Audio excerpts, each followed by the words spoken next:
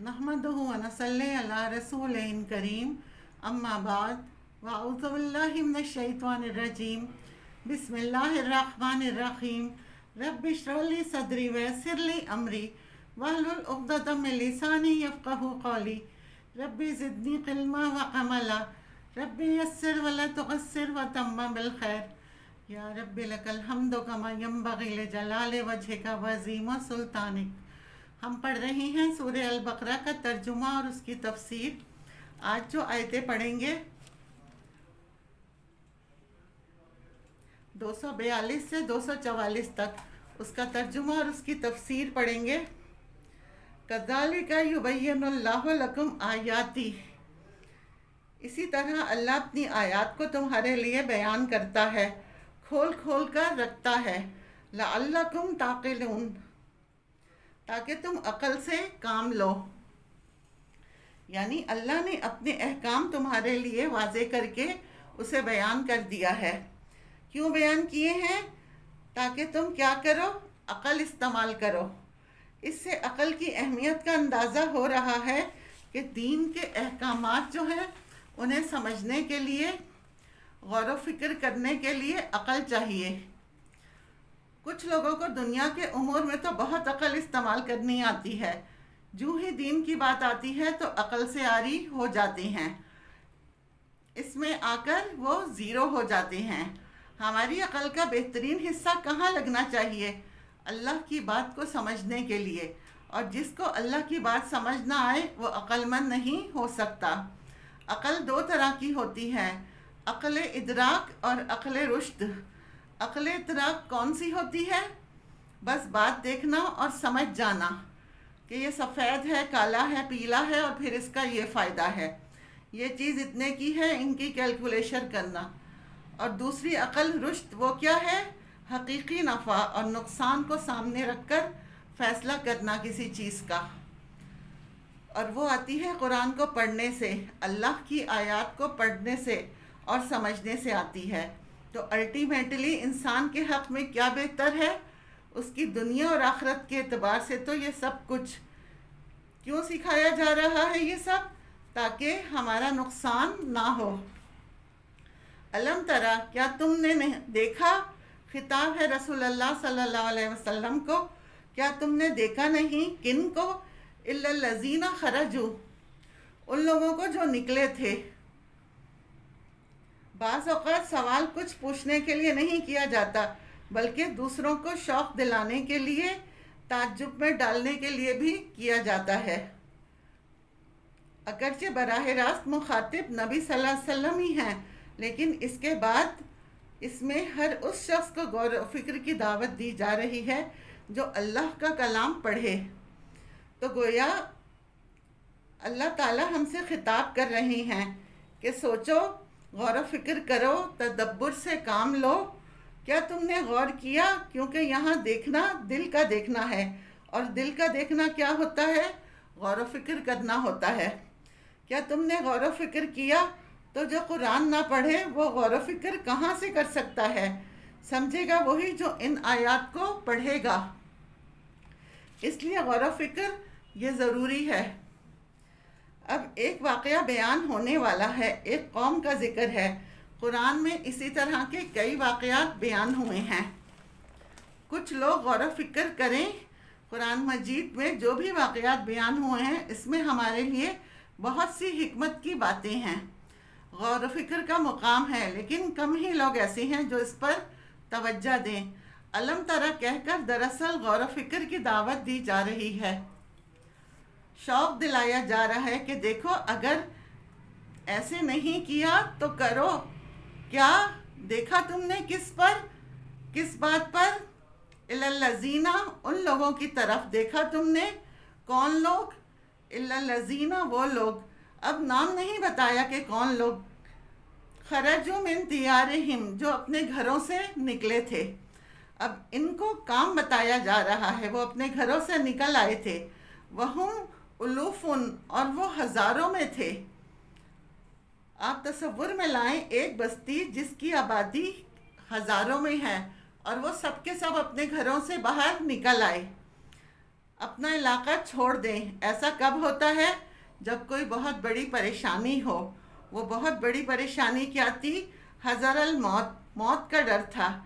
اسی لیے بعض کہتے ہیں کہ طاعون کی بیماری پھیل گئی تھی، بعض کہتے ہیں دشمن کا خوف تھا کہ دشمن آ کر حملہ کرے گا اور قتل کر دے گا۔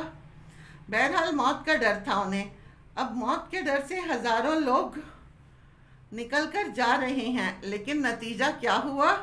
فقال لهم اللہ موتو، جہاں وہ پہنچے اللہ نے فرمایا مر جاؤ۔ سب مر گئے، اللہ کا حکم آیا، سب مر گئے۔ اس کا کن کہنا ہی کافی ہے۔ ثم احیاہم، پھر اللہ نے ان کو زندہ کر دیا۔ اللہ کی مرضی، ان اللہ، بے شک اللہ تعالیٰ، لذو فضل، اللہ تعالیٰ البتہ بہت بڑے فضل والا ہے۔ اور فضل سے مراد کیا ہے؟ اللہ کی نعمتیں، خوشحالی، احسان، صحت، یہ سب احسان ہیں۔ علی الناس، لوگوں پر۔ اب ان میں سب لوگ شامل ہیں، مومن ہو، مسلم ہو، نان مسلم ہو، منافق ہو، مشرک ہو، عورتیں ہوں، مرد ہوں، بچے ہوں، سب پر اللہ کا فضل، اللہ تعالیٰ کا فضل ہے۔ ہمیں دنیا میں جو بھی ملا ہوا ہے یہ سب اللہ کے فضل سے ملا ہوا ہے۔ مثلاً آپ دیکھتے ہیں بہت سے لوگ اللہ کا انکار کرتے ہیں، مگر ان کی صحت بہت اچھی ہے، خوش رہتی ہیں، بہت مال و دولت ان کے پاس ہوتا ہے۔ بڑے تو بڑے بچوں پر اللہ کا فضل کتنا ہے۔ مثلاً وہ خود کھا نہیں سکتے لیکن ان کو کھانا مل رہا ہے، وہ خود پی نہیں سکتے، اللہ انہیں پلاتا ہے، ان کو اللہ دوسروں کے ذریعے پلواتا ہے، وہ اپنا حق مانگ نہیں سکتے لیکن اللہ نے ان کے لیے دلوں میں ایسی محبت ڈالی ہے کہ انہیں کہنے کی ضرورت نہیں ہوتی۔ تو یہ اللہ کا فضل ہے۔ اسی طرح کوئی بیمار ہو جاتا ہے یا بوڑھا ہو جاتا ہے، اس پر بھی اللہ کا فضل ہے۔ بظاہر وہ سمجھتے ہیں کہ محروم ہو گیا، ان پر بھی اللہ کا فضل ہوتا ہے، اللہ ان کے دلوں میں رحم ڈال دیتا ہے۔ بعض مرتبہ اپنے رشتہ دار نہ بھی ہوں تو اللہ دوسروں کے دلوں میں ان کے لیے رحم ڈال دیتا ہے، وہ آ کر ان کی خدمت کر دیتے ہیں۔ تو لذو فضل علی الناس، ہر انسان پر اللہ کا فضل ہے۔ اور بعض مرتبہ کسی کے پاس وہ چیز نہیں ہوتی جو وہ چاہتا ہے، تو اس پر بھی اللہ کا فضل ہوتا ہے، کیونکہ وہ چیز اگر اسے مل جاتی تو وہ اس کے لیے مصیبت بن جاتی۔ تو ہر حال میں اللہ کا فضل ہے، اس لیے سکھایا گیا ہے الحمدللہ علی کل حال ان اللہ لذو فضل علی الناس۔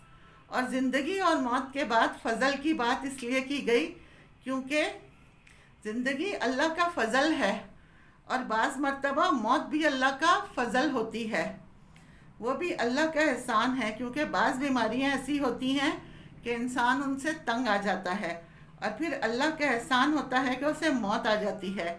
اسی طرح ہم میں سے ہر ایک صبح جب اٹھتا ہے تو اللہ کے فضل سے وہ اٹھتا ہے اور پھر کیا پڑھتا ہے؟ الحمدللہ الذی احیانا بعد ما اماتنا والیہ النشور۔ یہ اللہ کا فضل ہوتا ہے کہ اس نے نیند سے جگایا، کیونکہ نیند آدھی موت ہوتی ہے۔ وَلَكِنَّ أَكْثَرَ النَّاسِ لَا يَشْكُرُونَ، لیکن اکثریت لوگوں کی شکر ادا نہیں کرتے، وہ ناراض ہی رہتے ہیں، شکایتیں ہی کرتے رہتے ہیں، ہر وقت شکوے ہی کرتے رہتے ہیں کہ ہمارے پاس یہ نہیں ہے، وہ نہیں ہے، اور کسی نہ کسی طرح آہیں بھرتے رہتی ہیں۔ تو اللہ کی یہ بات سچ ہے کہ وہ کہتا ہے میں تو ہر طرح کا فضل کر رہا ہوں، نعمتیں لے کر بھی اور دے کر بھی۔ اور شکر کیا ہے؟ دل میں اعتراف کرنا اور زبان سے کلمات ادا کرنا۔ وَقَاتِلُوا فِي سَبِيلِ اللَّهِ، اور جنگ کرو اللہ کے راستے میں۔ سورہ البقر مدنی صورت ہے۔ مکے سے مدینہ جب مسلمان آئے تو انہیں مکے کی بنسبت کچھ بہتر ماحول ملا، لیکن پھر بھی مخالفین پیچھے آ گئے، مصیبتیں ان کی ابھی ختم نہیں ہوئیں۔ وہاں اور طرح کے تھے اور یہاں اور طرح کے، یہاں تو مسلح ہو کر آ جاتے جان سے مارنے کے لیے ایسے موقع پر۔ پھر اللہ کا حکم آیا کہ تم بھی جنگ کرو۔ مکہ میں تو یہ حکم نہیں تھا، اجازت نہیں تھی، وہاں حالات مواقف نہیں تھے، تو یہاں مسلمانوں سے کہا جا رہا ہے کہ اٹھو اور ان کا مقابلہ کرو۔ مسلمانوں کی چونکہ طاقت کم تھی، پوری طرح وہ بھی اسٹیبل نہیں تھے، اس لیے ان کے اندر خوف تھا، ایک پریشانی تھی۔ تو یہ کہا گیا کہ پچھلے واقعے پر غور کرو کہ کچھ لوگ ایسے گھروں سے موت کے ڈر سے نکلے تھے اور موت ان کو وہاں بھی آ گئی۔ تم یہ سمجھتے ہو کہ دشمنوں سے مقابلے میں تمہیں موت آ جائے گی، تو اس سے مت ڈرو، اٹھو اور بہادر بنو اور اللہ کے راستے میں جنگ کرو۔ وَاعْلَمُوا، اور جان لو، ان اللہ سمیع علیم، بے شک اللہ سننے والا اور جاننے والا ہے۔ وآخر دعوانا ان الحمد للہ رب العالمین۔